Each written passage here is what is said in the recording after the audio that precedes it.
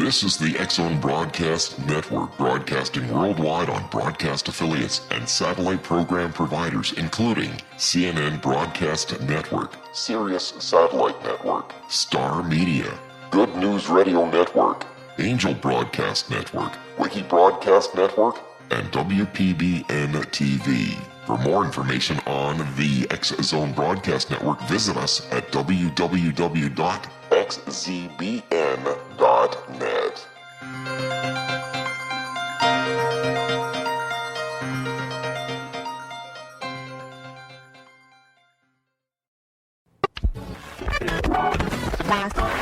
All Hit Radio.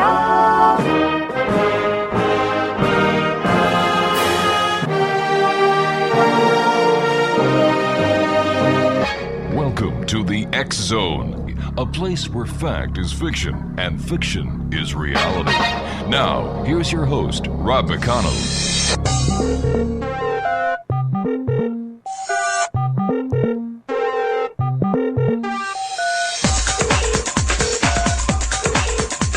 All right, Exonation, you know how we've been talking about ETs, extraterrestrials, UFOs, and so on, and you know my take on that. Well, got to tell you something. There have been thousands of ETs found in the New Mexico desert. That's right, they have actually found extraterrestrials in the desert. I'm not making this up. I'm just bending the truth a little bit here. Actually, they found Atari's E.T., the extraterrestrial cartridges, found in a landfill. And I've got to thank my good friend Corey Kay for bringing this story to light. And Corey Kay joins me now from Tampa, Florida. Corey, it's great talking to you back on the radio again after all these years, my friend. It's wonderful. It has been so many years, and I'm excited to report a bona fide extraterrestrial sighting here today. All right, Corey, take us through this fascinating news story that has actually swept around the world. Well, it all started in 1983, and the video game industry was hitting a slump, and one of the targets that people really latched onto was the E.T. video game. I played this game when I was a kid, and it was so bad, Rob. How bad was it, Corey? Oh, man. There were traps and pitfalls every 2 or 3 steps, and E.T. would lift up his head and try to rise up out of the pits, and it was a lot harder than it sounded. And if you were just 1 pixel off, which a pixel was pretty big back then, but if you were just 1 pixel off, you fell right back into the trap. But I understand that Atari actually paid Steven Spielberg millions of dollars. Millions. It was, in their minds, this game was going to be the most successful video game of all time. They produced millions of these games. They paid Steven Spielberg for the rights, and it just was a total bust. And today, officially, the E.T. extraterrestrial game from Atari is officially the worst game of all time. Unreal. I understand that the people in New Mexico were sold 250 of the games to the film producers who actually brought this to light for 10 cents each. It was, and that's an interesting story in itself. The site of this alleged burial that I guess was not alleged, it was proven a fact today, is the same site where they dropped that first atomic bomb during World War II. Same exact site, same exact town. And the filmmakers, they actually had to spend years just getting the rights to do this excavation that took place just yesterday. They had to prove that it was safe to basically dig up a nuclear waste site. So here we've got all these E.T. cartridges. You've got Steven Spielberg, who made a ton of money on it. Was Steve Jobs part of Atari back then when E.T. was actually created, or was this before or after his time with Atari? Steve Jobs was around at Atari many years before I this, see. so by the time ET came around, he had moved on, and Apple was its own bona fide corporation. But that's another interesting story. If you want to hear about it later on, I can tell you about Steve Jobs and how he came to be involved with Atari. It was his first job, believe it or not. Actually, the other night I watched Jobs on demand TV, the movie. What a great movie. It is, and to see what this guy went through and how backstabbing in the computer industry really happens, and what goes on behind the scenes, and how he was able to resurrect not only Apple but his own life. Fascinating, and Ashton Kutcher did a great job. Oh, he did. It was a fabulous movie. It's been several years since I found a movie like this, but Yeah. I've seen it 4 or 5 times just in the last month, and it's been a while since I've seen a movie that I really latched onto like that. After reading the story, Corey, about the ET cartridges, do you think you're going to watch ET Call Home again? Oh, yeah. It definitely brought up those old memories. Actually, I'll tell you something scary. E.T. was the first movie that I saw in the theaters when I was Wow. little. Hey, Corey, you and I have to take a commercial break. You know what that's like, my friend.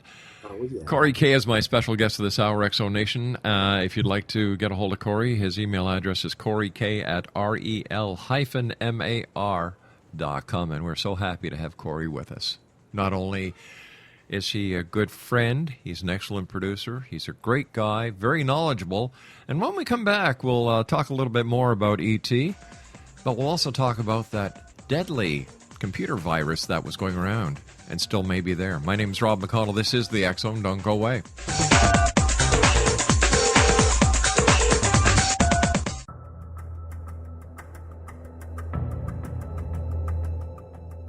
Modern Esoteric, Beyond Our Senses by Brad Olson, consummates the lifology story about where humanity originates. It is the lost continents, the primitive wisdom, the mythos of creation, and the rethinking of ancient history as we are taught in academia. There is much more to the story than what we have been told. As this is the first book in the Esoteric series, Modern Esoteric starts at the beginning of time and accelerates up to this modern age. Future Esoteric is book 2 in the series and takes a forward-looking position ahead of today with an open and honest examination of the ET issue and various unexplained phenomena. To discover the writings of author Brad Olson, visit www.bradolson.com. That's www.bradolson.com.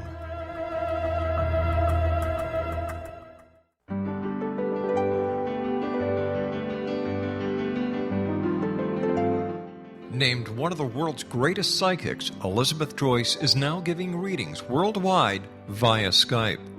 Elizabeth Joyce is recognized for her clairvoyant ability to help find missing persons, her analysis of dreams, past life regression work, mediumship, and her accurate predictions. Elizabeth has been a frequent guest on the X Zone radio show with yours truly, Rob McConnell, now for several years. For an appointment with Elizabeth Joyce, call 201-934-8986 or Skype at elizabeth.joyce. And for more information, you can always visit Elizabeth Joyce online at www.new-visions.com.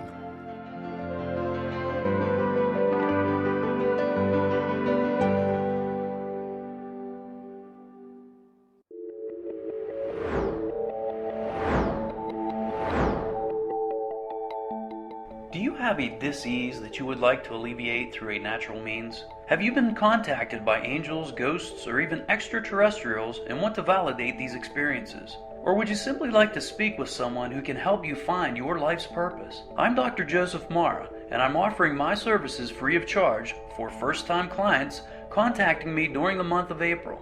These free consultations include angel card readings, guided meditations, life coaching, and energy healing. If you have always wanted to explore these types of experiences but were skeptical or simply could not afford them, then take advantage of this free special offer. Contact me through my website, a guiding light spelled LITE.com to schedule your consultation today.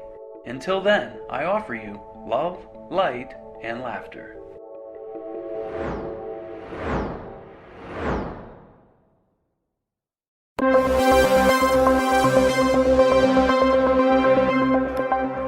Corey K is my special guest, Exonation. If you'd like to send Corey an email, Corey K at rel-mar.com.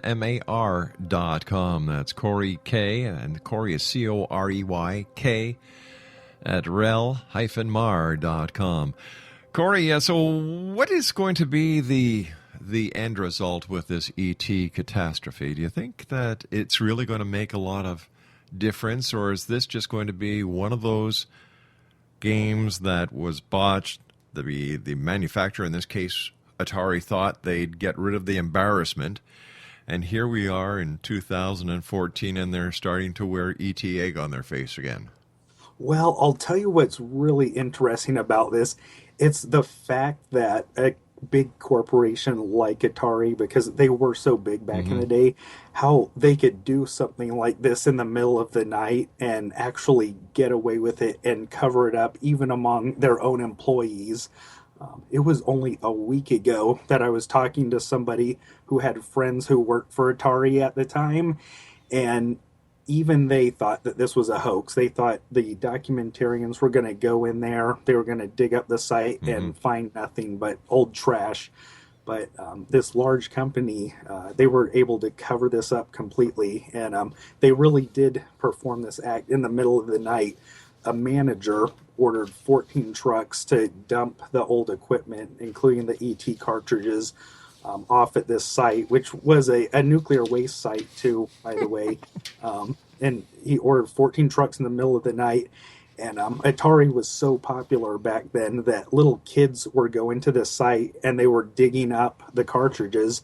So that same manager, the next night, he ordered them more trucks to come in and pour concrete all over it. So it's just scary that they can get away with that. You've heard about the NSA revelations the last couple of years. If that doesn't make us scared, I don't know what should. But I'm having a hard time understanding the significance of this find. All right, so you have a company who came up with a game that was a big flop, and they decided to get rid of it. Isn't that their right, since they owned the game? It is their right. What I find really interesting, though, is what a big event this is for people of my generation, and maybe the generation just before me, maybe the generation just after me. This is a significant event in our life. We were talking about it today. We were excited. But the previous generation, that was not really something that's in their radar. They see that site as the site of the atomic bomb. Right. So isn't it telling that instead of us remembering that major historical event, Atari, something like Atari, Atari game or Atari game burial is such a major event in our lives now. I think it's a sign of how technology has really integrated itself into our life and kind of taken it over in some ways. Exonation, Corey K is our special guest. And Corey, you also sent me some information about Heartbleed, the what was it, a virus? Well, I'll tell you what it is. 2/3 of the world's web servers use a technology called OpenSSL. Yes. And that is a phrase, it's not even in the common vocabulary, but have you ever been to a website and you typed in HTTPS and maybe the name of your bank, www.bankofamerica.com, and have you ever received those warnings that say, this is not a verified site, something like that? Yes, I have, yeah. Well, OpenSSL is a way to make those sites secure. It's why those sites are an improvement over regular HTTP websites. And prior to these disclosures and the discovery of this Heartbleed vulnerability, people felt that if they went to an HTTPS